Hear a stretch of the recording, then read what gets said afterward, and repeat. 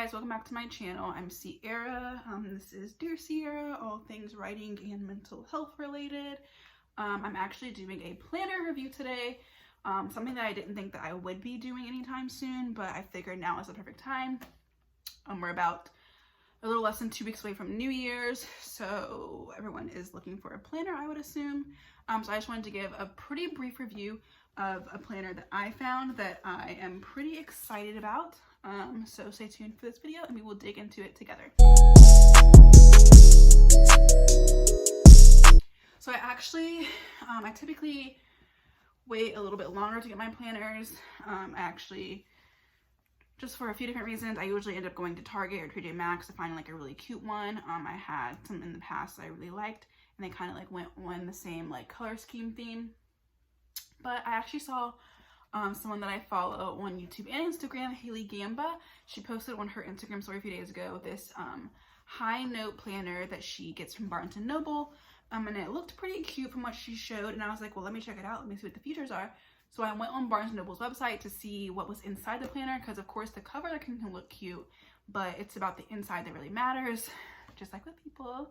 So I went to go look at it to see like the photos of the inside. It looked like it was pretty helpful. It had a few different like features, and it had like the weekly view and the monthly view and stuff like that. But then I scrolled down and I saw the price, and it was $30, and I was like, $30 for a planner?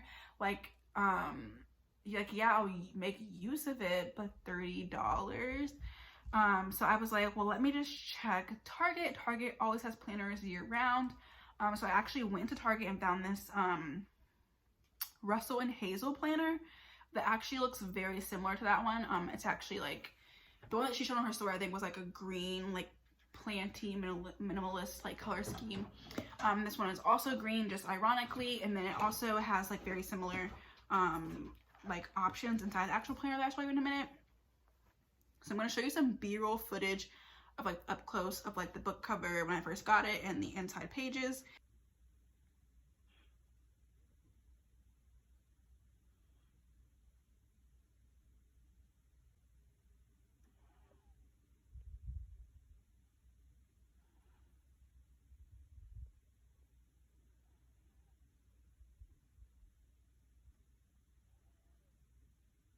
So this is a planner, it's 2020, it says it's a 2021 weekly planner, and it's by Russell Hazel, like I mentioned.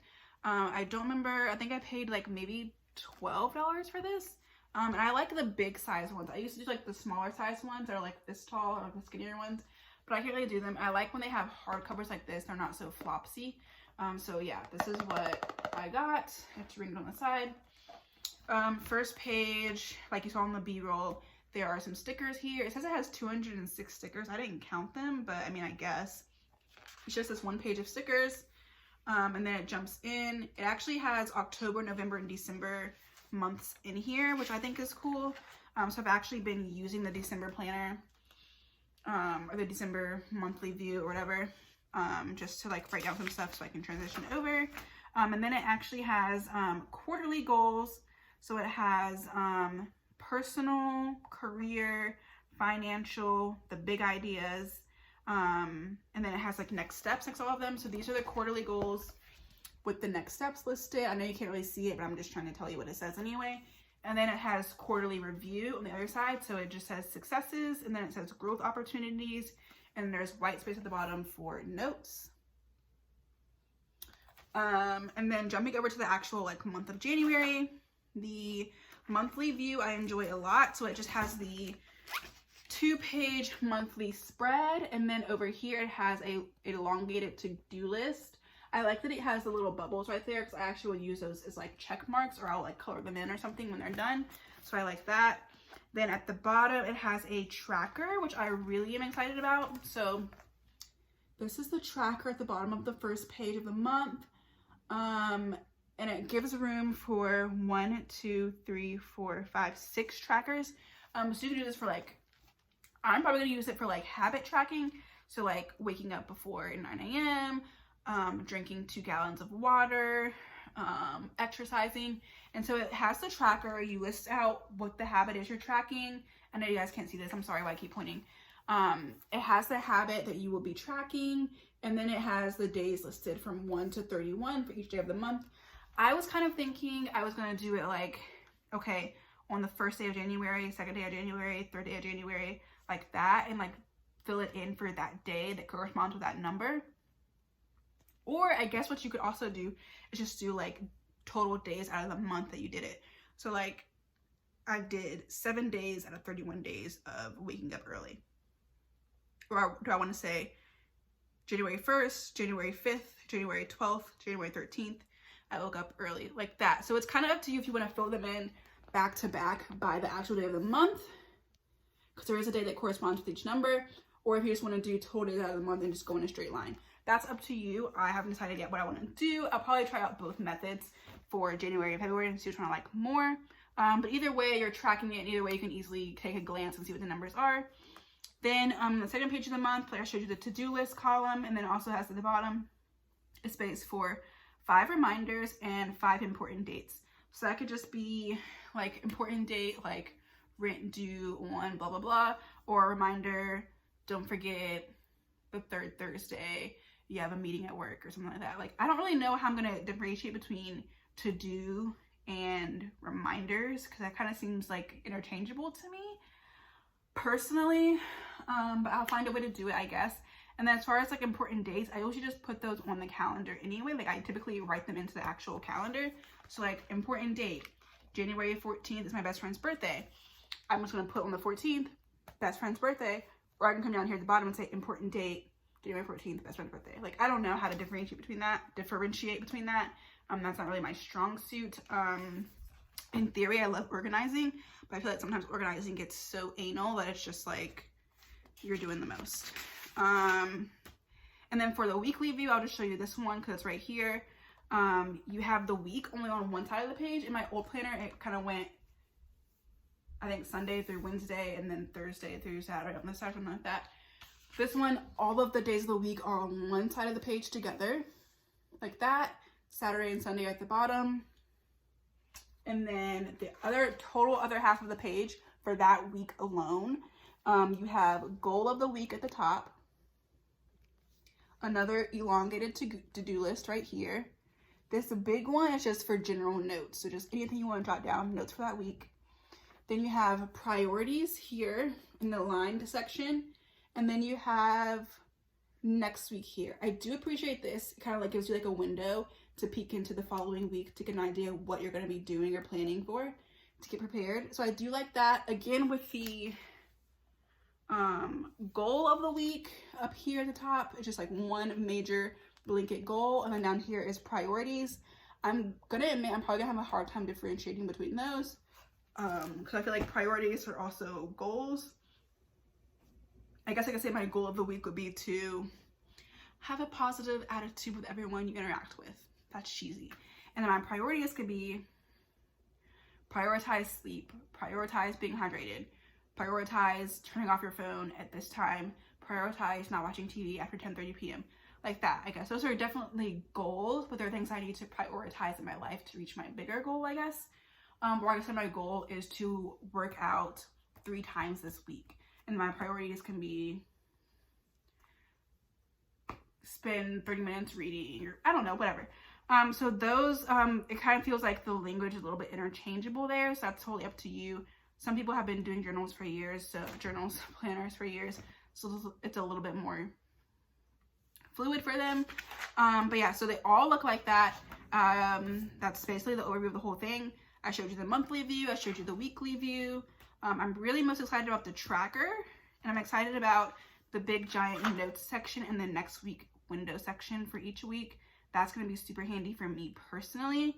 There is also in the back of the book, in the back of the planner, there is also planners. I think these big planners always come with like note pages where you can just like scribble down random notes.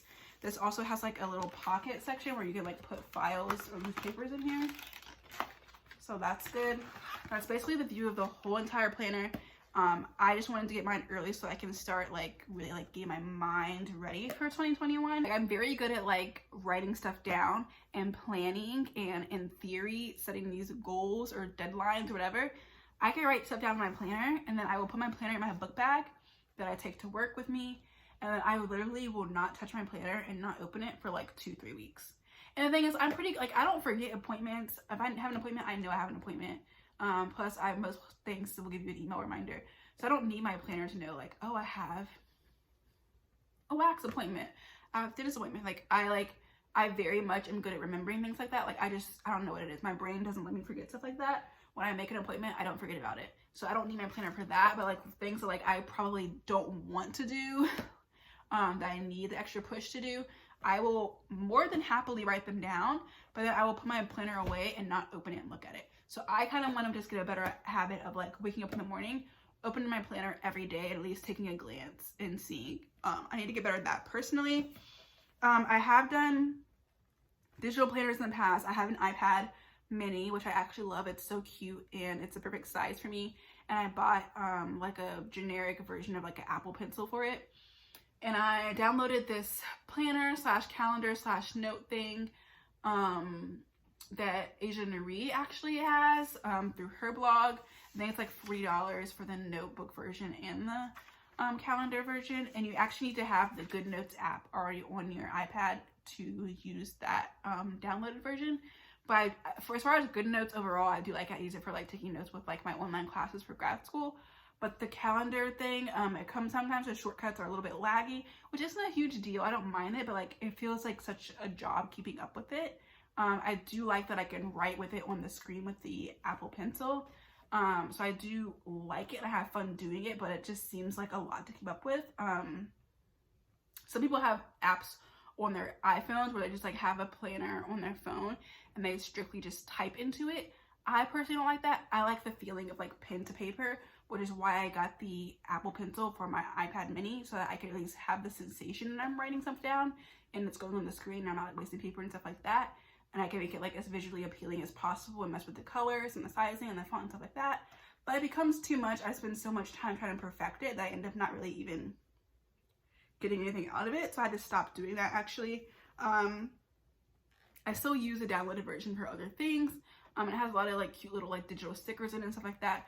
I wish that I could be that person that uses it and keeps up with it every day, but like I said, it became so time consuming and I saw myself getting like so frustrated with like making things look perfect and like moving stuff around and letting things load and whatever, that it wasn't being beneficial to me at all.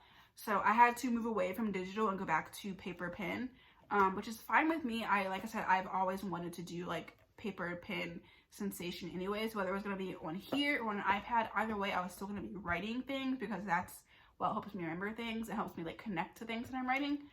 So that hasn't changed at all, but I'm going to go strictly paper this year. Get me some pens. I actually have a few pens that I already do like and enjoy. I'll probably just like re-up on them, so I'll have additional ones I can keep in different places. But that is my review on this. Not really a review. I'll review it probably like mid-year to say how it's going for me. I'm going to be a lot more intentional with my planner this year, but this is just kind of my comparison of this in comparison to the high note version from Barnes & Noble that is $30. And also this one in comparison to digital ones that I've tried in the past that just like don't do it for me. So yeah, that is where I am at, and I will see you in 2021 with our planners. Thank you.